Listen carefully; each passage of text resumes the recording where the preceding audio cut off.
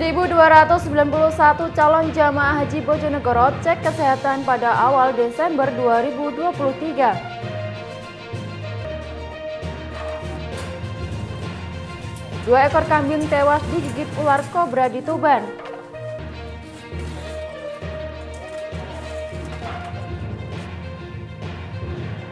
Assalamualaikum pemirsa JTV Bojonegoro. Selain dua informasi utama tadi, kami masih memiliki informasi penting dan menarik lainnya. Inilah pemirsa Sketsa Bengawan selengkapnya.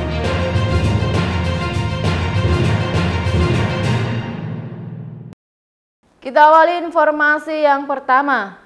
Kementerian Agama Kabupaten Bojonegoro menjadwalkan pengecekan kesehatan kepada 1.291 calon jamaah haji reguler tahun 2024 pada awal bulan Desember 2023. Pengecekan kesehatan tahap 1 dilakukan di tiap kecamatan meliputi medical check-up, psikologi hingga aktivitas sehari-hari calon jamaah.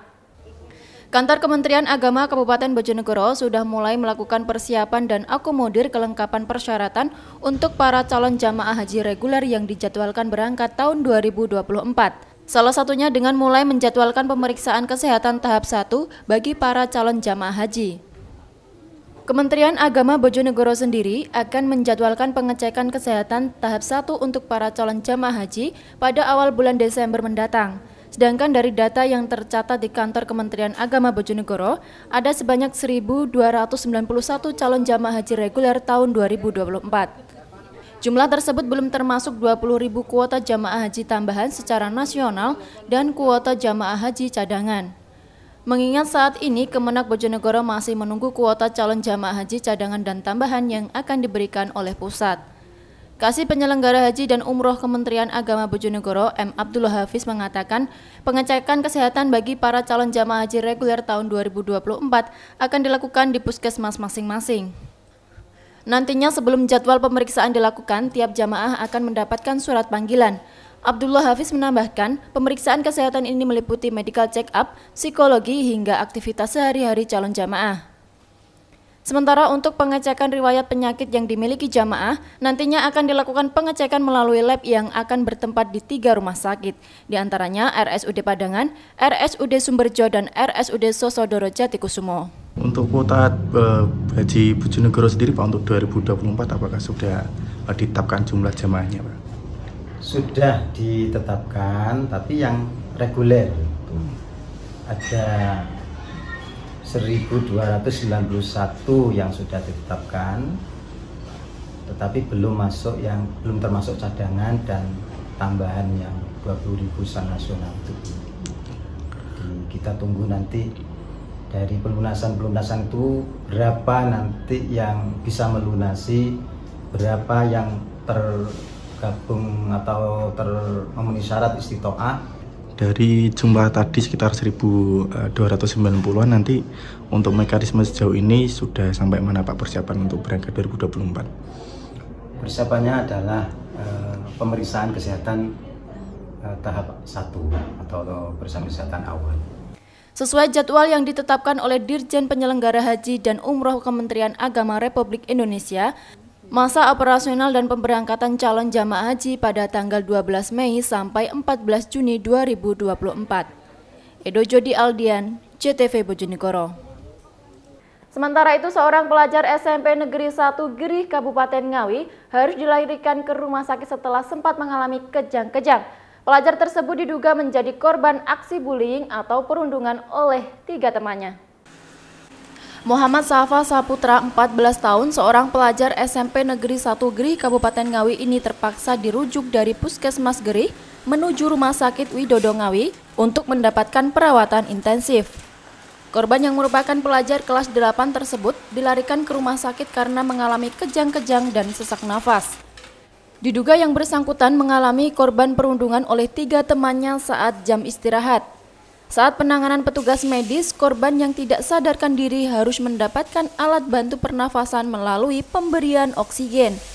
Andika Pratama, teman sekelas korban, mengatakan saat itu korban guyonan bersama teman-temannya di dalam kelas. Tiba-tiba korban langsung dikeroyok oleh 3 temannya dan dipukul menggunakan tangan dan gagang sapu hingga mengenai kepala korban. Selanjutnya, korban sempat menangis dan kejang-kejang. kemudian dibawa oleh guru dan kepala sekolah ke puskesmas dan rumah sakit. Dikeroyok orang 3 katanya Pak, dipenuhi. Itu di mana? Di kelas. Di kelas. Kelas berapa? 8. Kelas 8. Nah, terus setelah dikeroyok itu? Mboten ngertos kula, terus tiyangin nangis Pak.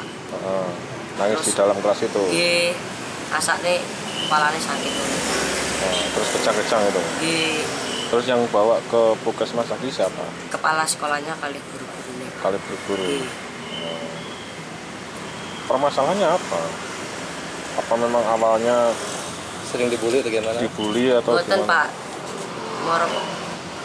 Mboten ngertos kula Pak lak niku. Berarti posisinya di dalam kelas itu dikeroyok orang 3. Keroyok orang 3. Siapa? Sementara itu, Kepala SMP Negeri 1 Gerih Agus Nur Setiadi membantah terjadinya bullying di sekolahnya. Menurutnya, awalnya mereka hanya berkelahi guyonan, namun tepat mengenai dada korban. Sebelumnya, korban juga memiliki riwayat sesak nafas, sehingga dilarikan ke rumah sakit. Guyonan itu terjadi karena sedang istirahat dan menunggu giliran sholat di musola sekolah pada Selasa kemarin. Itu sebenarnya bukan bentuk penganiayaan, ini perlu saya luruskan. Jadi perlu saya sampaikan bahwa peristiwa itu berawal jadi anak-anak yang guyon. Artinya pada saat itu mau sholat berjamaah, karena tempat musolanya kecil, maka anak-anak sholatnya bergiliran. Nah, ketika menunggu bergiliran itu, anak-anak guyon, ayo sambung-sambungan begitu. Nah, itu kedua anak itu tidak ada permusuhan sama sekali. Jadi tidak ada permusuhan, tidak ada persaingan atau apapun, tidak, itu hanya teman akrab. Terus maunya guyon sambung lah. Pada saat itu mungkin itu terkena perutnya, sehingga anak itu sesak napas. Dan selain itu perlu saya sampaikan, menurut keterangan dari mbahnya atau orang tuanya, anak itu punya sejarah sesak napas atau asma. Nah, pada peristiwa itu, setelah kejadian itu, anak-anak itu masih dibawa ke UKS untuk diberikan pertolongan pertama.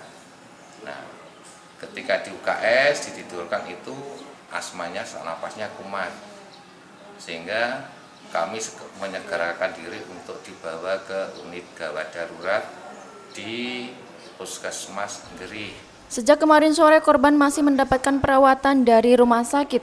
Rencananya korban akan pulang ke rumah kakeknya setelah kondisinya pulih kembali. Ita Wahyu, CTV Ngawi. Pemirsa, teror ular berbisa kembali terjadi di Kabupaten Tuban. Kali ini 2 ekor kambing dewasa mati akibat digigit ular kobra. Pemilik kambing mengetahui hal itu setelah menemukan 3 anak ular kobra di dalam kandang kambing miliknya. Mendapat laporan, petugas damkar langsung melakukan pencarian. Teror ular berbisa kembali meresahkan masyarakat Kabupaten Tuban. Kali ini 2 ekor kambing jantan dewasa yang ada di kandang milik Sutari di Desa Kembang Bilo, Kecamatan Tuban, mati tersengat bisa ular kobra. Hal itu disadarinya setelah menemukan bekas pergantian kulit ular dewasa dan 3 anak ular kobra di dalam kandang pada Kamis pagi. Mengetahui hal itu, Sutari langsung meminta bantuan petugas Satpol PP dan pemadam kebakaran Kabupaten Tuban untuk mencari induk ular di dalam kandangnya. Mendapat laporan, petugas langsung mendatangi lokasi kandang dan mencari ular di setiap sudut ruangan, lubang, dan celah kandang. Selanjutnya, petugas menemukan 1 anak ular kobra di bawah tumpukan kotoran ternak dan 2 bekas pergantian kulit ular kobra. Sutari, pemilik kambing, mengaku telah membunuh 3 anak ular kobra di kandangnya pasca 2 kambing miliknya mati. Namun karena tidak menemukan induk ular berbisa tersebut, akhirnya ia melaporkan kepada damkar. Mula-mula saya tiap pagi kita membersihkan kandang ini. Setelah pojokan itu yang diurus sapi tank, tahu ada apa itu blosongan ular itu. Nah, terus beberapa hari, 2 hari lagi ada anaknya yang kecil-kecil keluar. Sudah saya matikan, ada yang 3 kecil, hampir panjang 30 cm. Itu bawah ketara itu adalah ular kobra. Nah, kayaknya kemarin saya terus menghubungi anggota dari damkar, yaitu Pak Haji Jupri, untuk minta tolong untuk supaya untuk mencari ular yang ada di kandang saya ini. Sementara itu, meski telah melakukan berbagai upaya pencarian, petugas Damkar Tuban tak menemukan induk ular berbisa tersebut. Petugas meminta pemilik kandang agar melaporkan kembali apabila melihat induk ular muncul. Oh ya, tadi pagi kita mendapat laporan dari salah satu warga yang atas nama Bapak Tari. Ada laporan bahwa di kandang kambingnya ada ditemukan ular. Oleh sebab itu tadi begitu kita menerima laporan, langsung kita bertindak cepat menuju lokasi di mana kandang ayamnya berada di Desa Bang Bilo. Kita sekitar 7 menit sudah sampai di lokasi, terus kita melakukan pencarian. Nah, tadi setelah dilakukan pencarian kita temukan satu anakan ular dan blungsungnya ular yang cukup besar. Memasuki musim hujan, berbagai jenis ular mulai bermunculan. Petugas menghimbau kepada masyarakat apabila muncul ular yang dirasa berbahaya agar segera menghubungi petugas Damkar. Ziki Muhammad, Husni Mubarak, CTV Tuban. Jangan kemana-mana pemirsa, karena sesaat lagi akan kami hadirkan informasi mengenai masa kampanye Bawaslu Tuban imbau ASN hingga TNI Polri netral.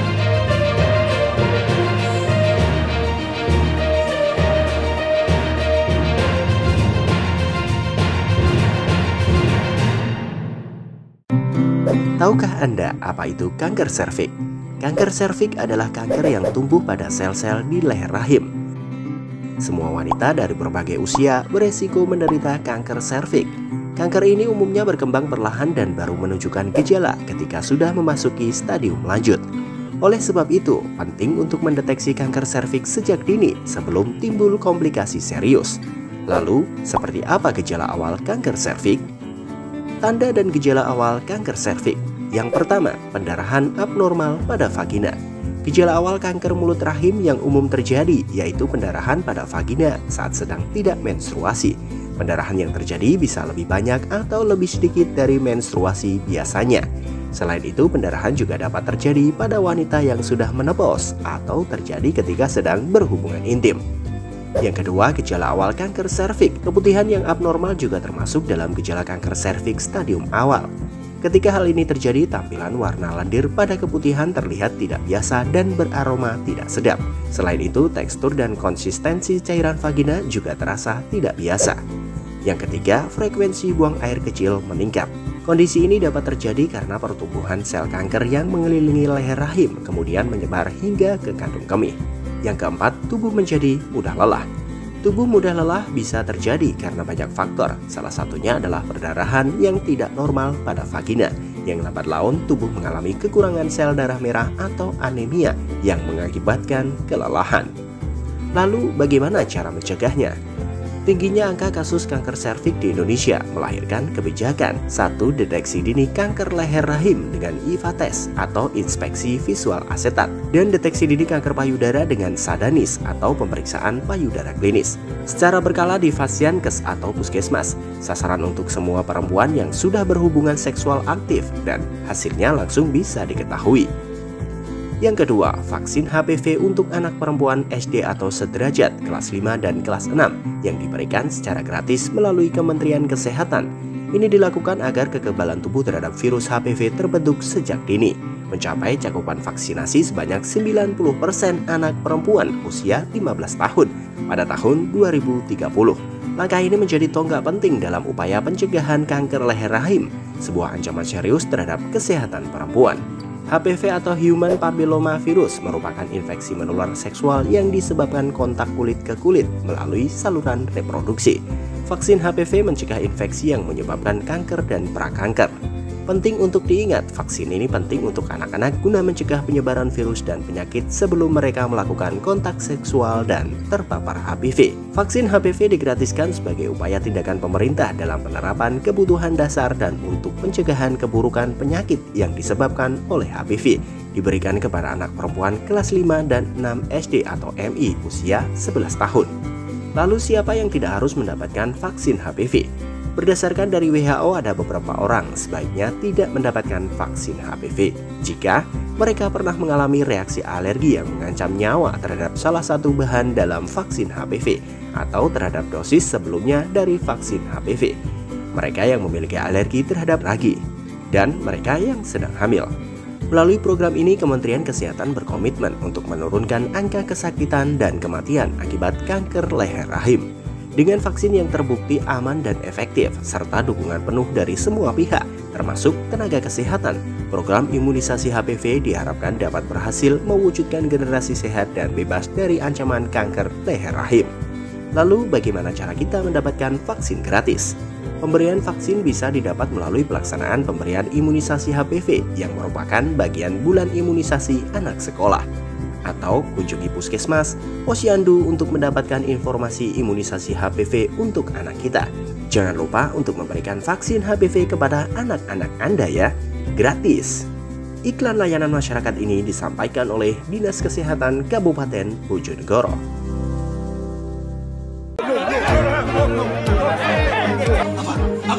Apa isinya?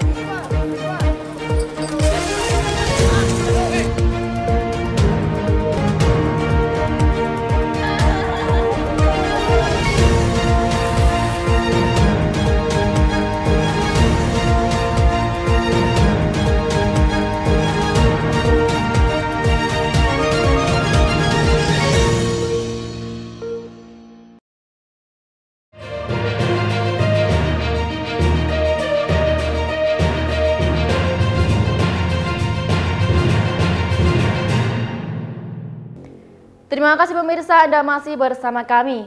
Memasuki masa kampanye pemilihan umum serentak tahun 2024, Badan Pengawas Pemilu Kabupaten Tuban mengimbau kepada ASN, TNI Polri, Kepala Desa, Perangkat Desa hingga BPD untuk bersikap netral.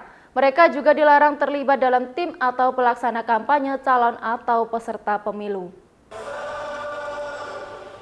Badan Pengawasan Pemilu atau Bawaslu Kabupaten Tuban menghimbau kepada ASN, TNI Polri, Kepala Desa, Perangkat Desa hingga BPD untuk bersikap netral dalam pemilu 2024. Apalagi saat ini sudah memasuki masa kampanye yang dinilai rawan terjadi pelanggaran dengan melibatkan unsur tersebut.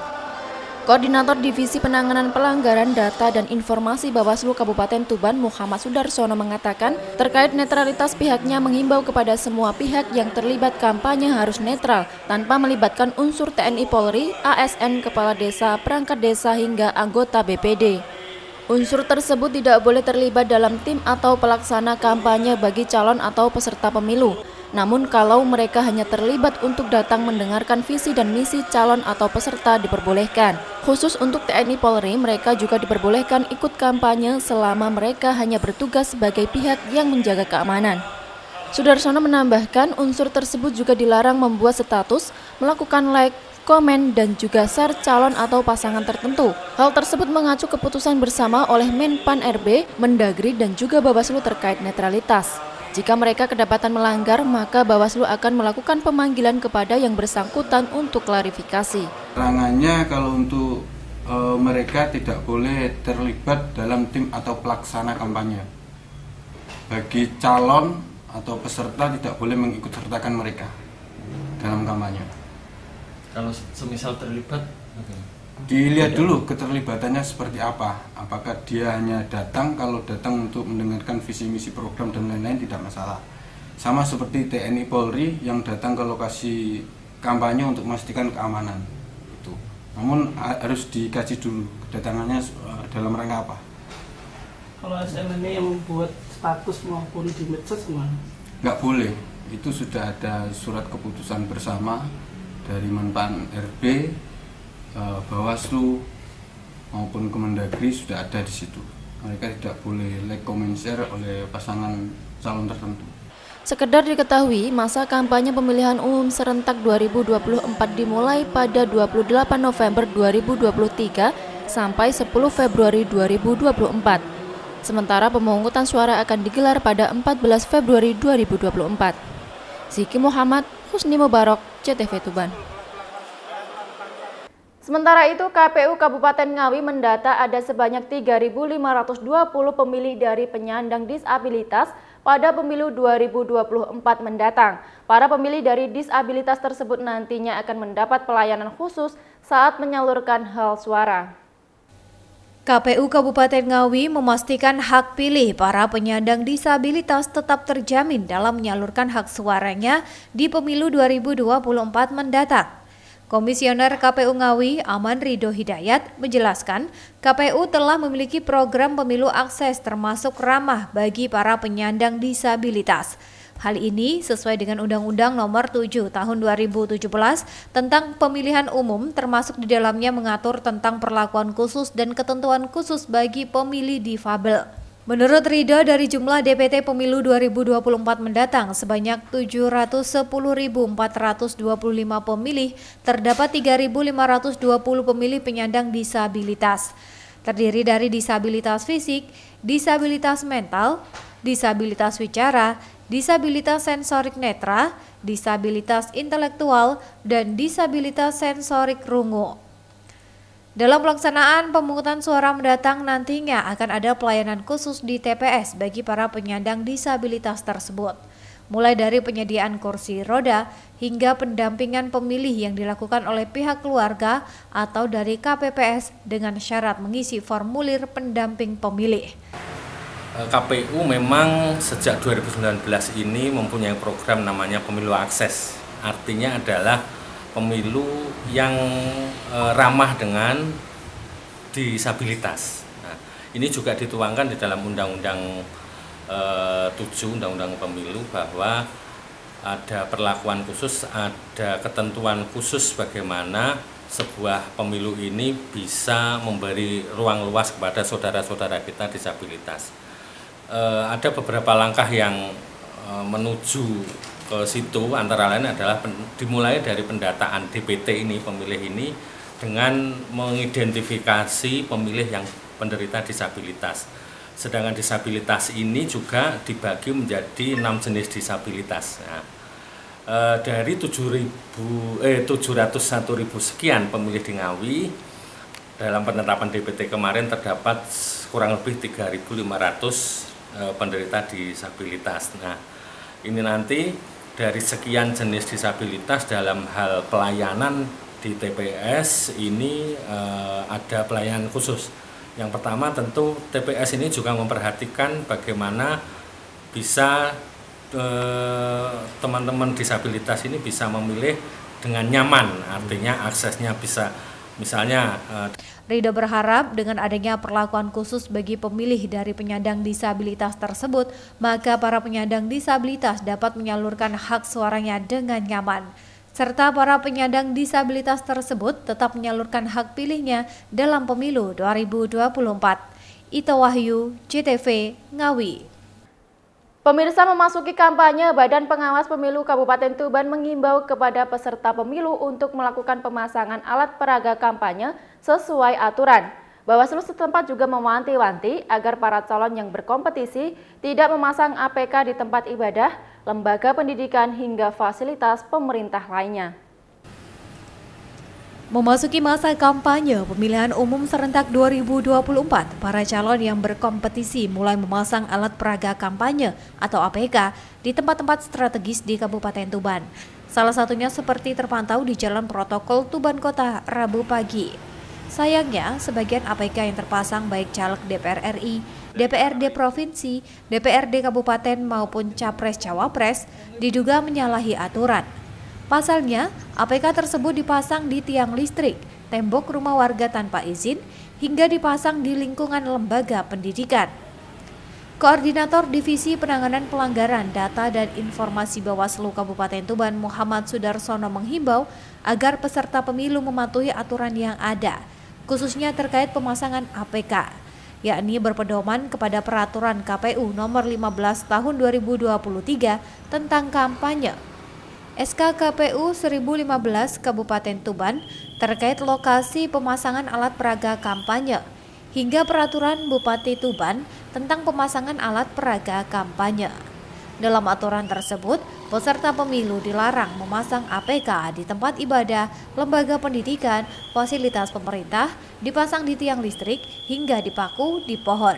Jika ada yang melanggar, pihak Bawaslu Tuban akan mengkaji untuk menindaklanjuti dan menindaknya sesuai dengan aturan yang ada. Untuk imbauan Bawaslu terkait pemasangan alat peraga kampanye, peserta pemilu diminta untuk mematuhi aturan yang sudah ada, baik PKPU 15 tentang kampanye maupun SK KPU 1015 Kabupaten Tuban terkait pemasangan di lokasi alat peraga kampanye.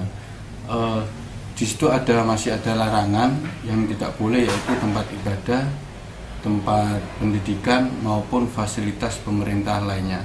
Itu tidak boleh dipasang alat peraga kampanye, itu di PKPU-nya. Namun kalau kita bicara perda, ada ketentuan yang tidak boleh, yaitu memasang di tiang listrik, di paku di pohon, termasuk di tembok jalan umum.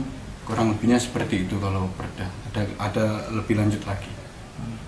Kalau ada yang melanggar seperti di paku di pohon dan lain sebagainya, itu seperti apa Mas nanti tindak lanjutnya?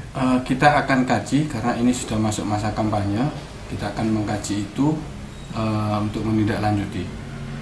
Sekedar diketahui, masa kampanye pemilihan umum serentak 2024 dimulai pada 28 November 2023 sampai 10 Februari 2024. Sementara pemungutan suara akan digelar pada 14 Februari 2024. Ziki Muhammad, Husni Mubarak, CTV, Tuban. Ratusan warga Baureno geruduk kantor DPRD Bojonegoro. Informasinya sesaat lagi, tetaplah bersama kami.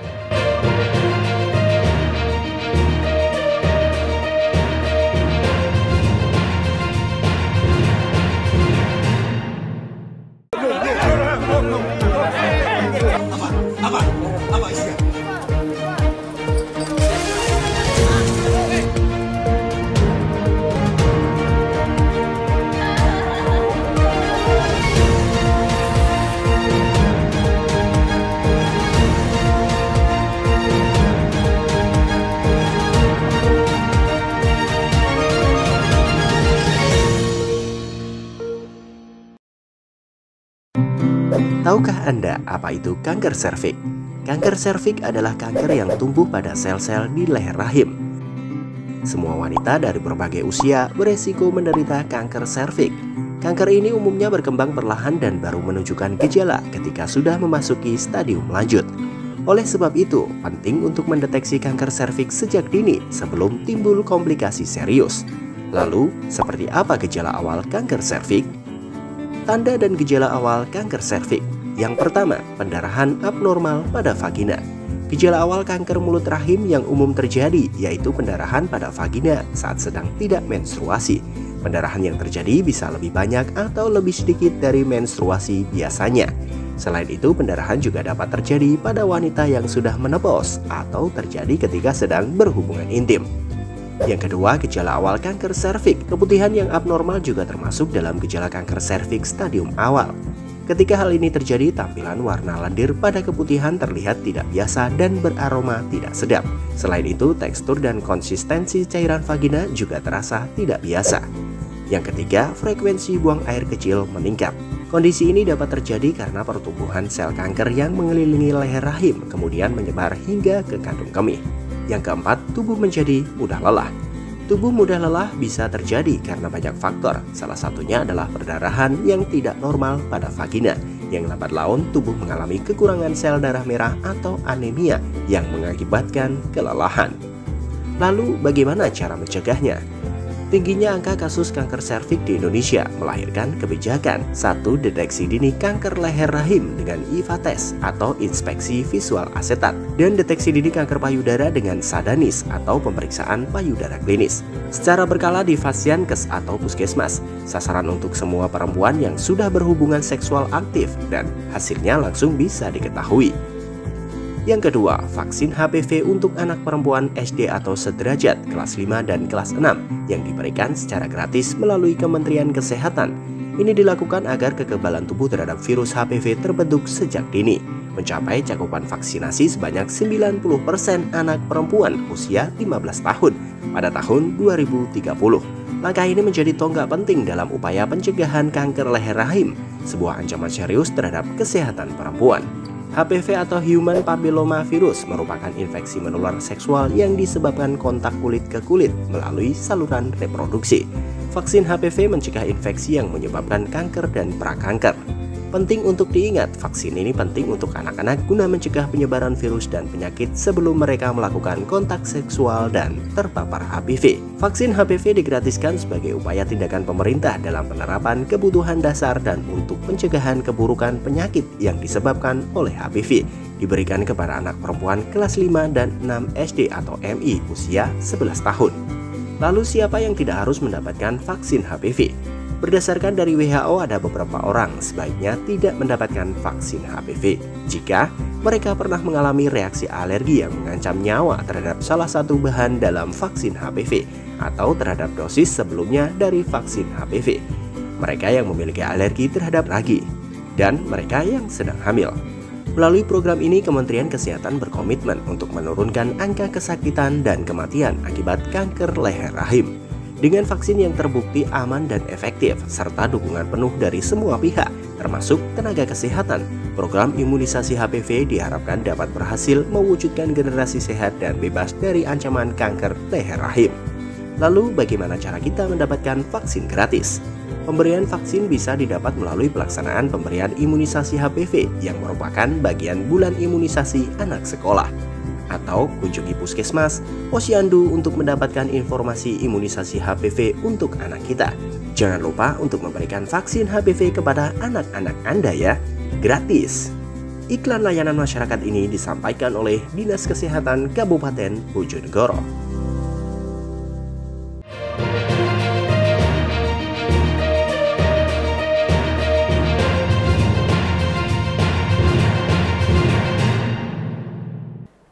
Terima kasih pemirsa, Anda masih di Sketsa Bengawan.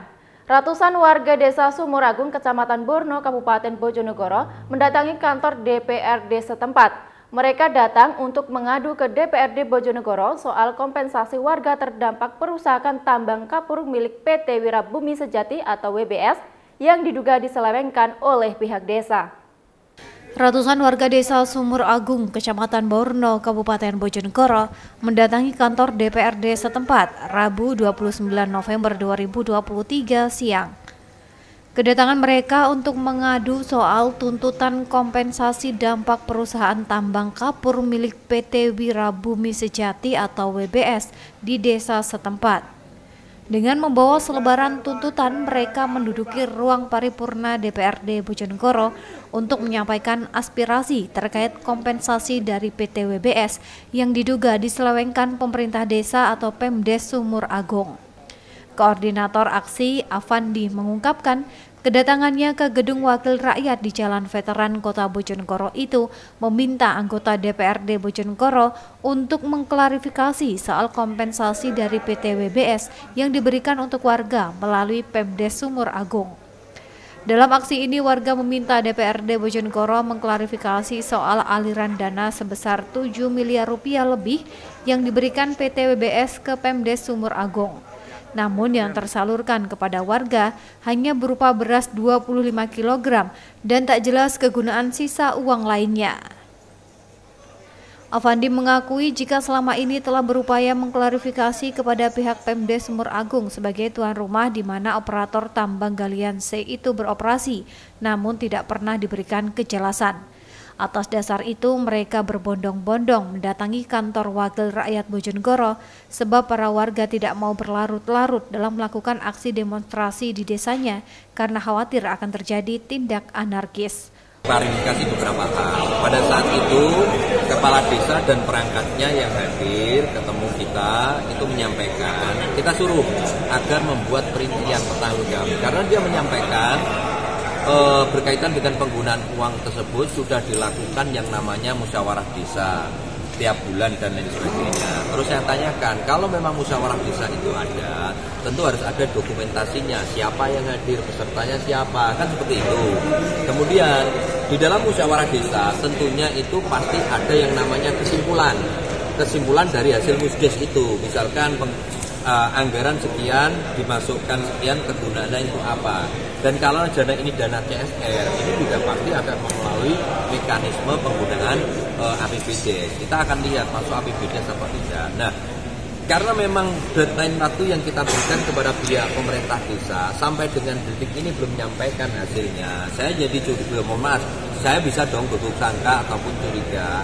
Artinya ada kekhawatiran bagi kami pihak pemerintah desa itu betul-betul menyalahgunakan keuangan tersebut. Sementara itu, Wakil Ketua 1 DPRD Kabupaten Bojonegoro Syukur Priyanto menjelaskan aduan terkait dana kompensasi tersebut sudah diterima pihaknya sekitar 1 bulan lalu. Para wakil rakyat yang menangani juga telah memanggil pihak desa untuk dimintai klarifikasi. Pemdes beserta perangkatnya yang hadir saat dipanggil DPRD tidak membawa data rinci, sehingga diminta agar membuat rincian pertanggungjawaban penggunaan dana kompensasi dari perusahaan. Namun mereka berkilah bahwa penggunaan uang kompensasi tersebut sudah melalui musyawarah desa atau musdes tiap bulan dan lain sebagainya. Kami sebagai warga desa dengan adanya perusahaan tambang ini kami tidak pernah mendapatkan kompensasi sebagai warga terdampak. Tapi kalau sebagai warga Sumuragung itu pernah mendapatkan beras antara 25 sampai 35 kilo kan simpang siur Pak, ini karena dalam jangka waktu 6 tahun. Jadi di sini kami ingin menyampaikan agar pihak-pihak terkait itu bisa mengklarifikasi kemana uang kompensasi dari perusahaan yang kurang lebih itu lebih dari 7 miliar Pak. Jadi kami sebagai warga itu sama sekali tidak mendapatkan akses uang itu untuk apa, kemana, dan digunakan untuk apa, itu sama sekali tidak ada klarifikasi. Dan waktu kami melakukan aksi di desa, itu pemerintah desa kalau dalam posisi tercepit itu tidak mau menjawab Pak. Kalau itu diterus-teruskan nanti kan masa bisa anarkis, karena kami tidak ada wewenang untuk menekan pemerintah desa, sehingga kami menyampaikan aspirasi ke wakil kami, yakni bapak-bapak yang terhormat, bapak-bapak anggota DPRD. Samsul Alim, JTV, Bojonegoro. Sementara itu, harga gula pasir dan gula merah di Kabupaten Tuban terus merangkak naik hingga menembus harga Rp18.000 per kilogramnya. Padahal normalnya harga gula hanya berkisar Rp14.000 per kilogramnya. Kenaikan harga yang terjadi sejak sepekan terakhir ini membuat penjualan para pedagang menurun. Harga gula pasir dan gula merah di Kabupaten Tuban terus merangkak naik hingga menembus harga Rp18.000 per kilogram. Kondisi tersebut salah satunya seperti terpantau di Pasar Baru Jalan Gajah Mada, Kabupaten Tuban, Rabu pagi. Harga gula pasir sebelumnya hanya berkisar Rp14.000 per kilogram, kini naik Rp3.000 menjadi Rp17.000 per kilogramnya. Sementara gula merah atau gula Jawa yang sebelumnya dijual kisaran Rp15.000 per kilogram, kini naik sebesar Rp3.000 menjadi Rp18.000 per kilogram. Para pedagang mengaku tidak mengetahui penyebab pasti kenaikan harga gula ini. Pasalnya stok hingga pengiriman berjalan normal. Kenaikan harga gula yang terjadi sejak sepekan terakhir ini membuat omset para pedagang menurun. Jika biasanya dalam sehari mereka mampu menjual 20 kg gula pasir, kini menurun menjadi 15 kg saja. Sementara gula merah yang biasanya per hari laku 10 kg, kini hanya mampu terjual 5 hingga 7 kg saja per harinya. Bu, harga gula sekarang berapa Bu? 17. Itu untuk gula apa Bu? Gula putih, gula pasir. Gula pasir. Sebelumnya berapa Bu? Berapa? 14. Kalau gula Jawa Bu? Sekarang 18. Sebelumnya? 15, ada yang 16, dua macam. Itu kenaikannya sejak kapan Bu? Kemarin. Kalau gula putihnya udah agak lama. Kalau ini mengikuti gula putih. Oh gitu ya. Itu pengaruhnya apa Bu? Kok naik Bu? Mungkin bahannya telat. Oh gitu ya. Pengiriman gimana Bu? Lancar kalau pengiriman. Lancar. Kalau penjualan? Ya sedikit agak berkurang lah. Atas lonjakan harga gula ini, para pedagang berharap pihak terkait segera turun tangan. Pasalnya harga bumbu dapur dan sejumlah kebutuhan pokok lainnya juga mengalami kenaikan. Ziki Muhammad, Husni Mubarak, JTV, Tuban. Pemirsa, Dinas Peternakan dan Perikanan Kabupaten Bojonegoro mengimbau kepada para peternak setempat untuk mewaspadai berbagai penyakit yang berpotensi menyerang ternak pada musim pancaroba. Peralihan musim berpotensi menyebabkan hewan ternak terserang demam hingga PMK. Pemerintah Kabupaten Bojonegoro melalui Dinas Peternakan dan Perikanan setempat menghimbau kepada para peternak untuk mewaspadai berbagai serangan penyakit yang mengintai hewan ternak. Penyakit tersebut diantaranya bovine ephemeral fever atau BEF, juga disebut penyakit demam, salah satu penyakit yang paling banyak menyerang hewan ternak baik sapi, kambing maupun domba, serta tetap mewaspadai terhadap penyakit mulut dan kuku atau PMK. Kepala Bidang Kesehatan Hewan Dinas Peternakan dan Perikanan Kabupaten Bojonegoro, DRH Lutfi Nur Rahman mengatakan, musim pancaroba atau peralihan musim kemarau ke musim penghujan membuat ternak rawan terserang penyakit. Salah satunya bovine ephemeral fever atau BEF. Jika sapi atau kambing terkena BEF, biasanya akan mengalami demam 3 hari, tidak ada nafsu makan, nafas terengah-engah, dan mengalami kaki pincang. Untuk itu, para peternak dihimbau untuk memberikan makanan dan minuman yang cukup, serta diberikan asap atau belerang guna mencegah serangga penyakit. Sedangkan jika terkena PMK, pihaknya akan langsung melakukan vaksinasi dan penanganan. Ini untuk menghadapi perubahan pancaroba dari musim kemarau masuk ke musim penghujan. Jadi saya mengharapkan pada peternak khususnya dan masyarakat Bojonegoro untuk waspada terhadap beberapa kemungkinan terjadinya penyakit hewan. Yaitu salah satunya mungkin kalau PMK, itu walaupun kita sudah laksanakan vaksinasi tetap kita waspada. Kemudian adanya penyakit BEF, bovine ephemeral fever, yaitu demam 3 hari, di mana sapi akan menunjukkan gejala tidak mau makan dan nafasnya terengah-engah, pincang, dan kembung. Ini dari penyakit tersebut dapat kita lakukan pencegahan secara sederhana, yaitu dengan memberikan air minum kepada ternak kita tercukupi atau ad libitum terus-menerus. Untuk biasanya menyerang pada hewan jenis apa saja, Dok, kalau musim ini? Kalau BEF, PMK ini menyerang di penyakit sapi, domba, dan kambing. Selain itu juga bisa yang perlu kita waspadai ya tetap untuk peternak unggas, yaitu bahaya daripada penyakit avian influenza dan Newcastle disease atau ND. Selain itu juga Dinas Peternakan dan Perikanan Kabupaten Bojonegoro juga menghimbau peternak unggas untuk mewaspadai penyakit menular yang berpotensi menyerang unggas di musim penghujan, seperti penyakit Newcastle disease atau ND atau tetelo, flu burung, serta penyakit pernafasan unggas. Edo Jody Aldian, CTV, Bojonegoro. Pemirsa, informasi tadi sekaligus mengakhiri jumpa kita di Sketsa Bengawan edisi hari ini. Jangan lupa follow akun sosial media kami di alamat di bawah ini. Saya beserta seluruh kerabat kerja yang bertugas mohon undur diri dari hadapan Anda. Wassalamualaikum, salam CTV Bojonegoro.